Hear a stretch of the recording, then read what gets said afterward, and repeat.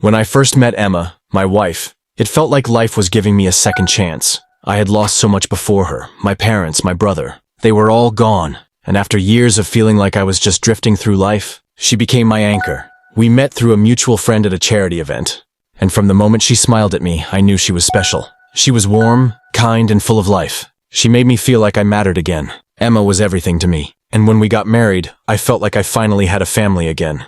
But with Emma came her daughter, Lily. She was 17 when we got married, and from the start, it was clear she didn't want me there. I understood, though. Losing her father at a young age must have been hard, and I knew I could never replace him. I didn't want to.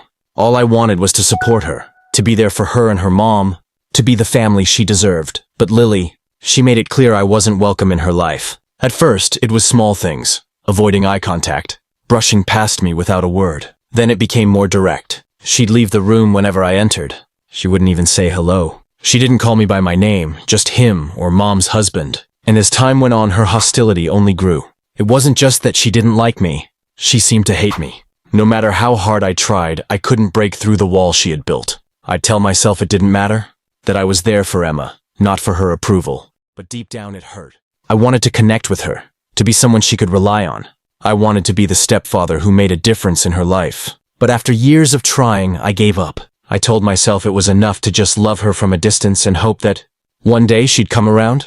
That hope stayed buried inside me, even though I tried to ignore it. And then, one day something happened that shook me to my core. It was an ordinary Tuesday afternoon when my phone rang.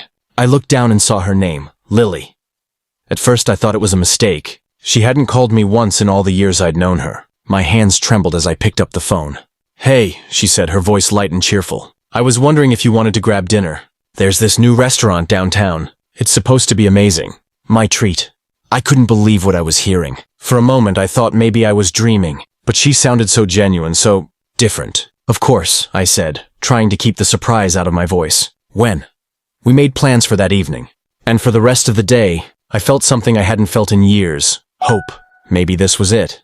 Maybe she was finally ready to let me into her life. I spent extra time getting ready, even putting on the tie Emma had given me for our first anniversary. I wanted to show Lily that I cared, that this dinner mattered to me. When I arrived at the restaurant, she was already there. She looked stunning, confident, and at ease. She waved me over with a smile, and for the first time, I felt like maybe I wasn't just Mom's husband to her anymore. Maybe I was something more. As we sat down, she told me to order whatever I wanted. "Tonight's on me," she said, flashing a grin. She started ordering right away. Lobster, steak, cocktails, the works. "Let's celebrate," she said, raising her glass. I didn't question it. I wanted her to feel comfortable, to feel happy. If this was her way of reconnecting, I was all in. But as the evening went on, something felt off. She wasn't answering my questions directly, and she kept glancing at her phone. Every now and then, her eyes would dart toward the entrance like she was expecting someone.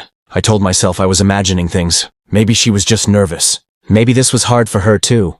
Then as dessert arrived, she leaned over to the waiter and whispered something I couldn't hear. When the check came, she excused herself. "I'll be right back," she said, grabbing her purse and heading to the restroom.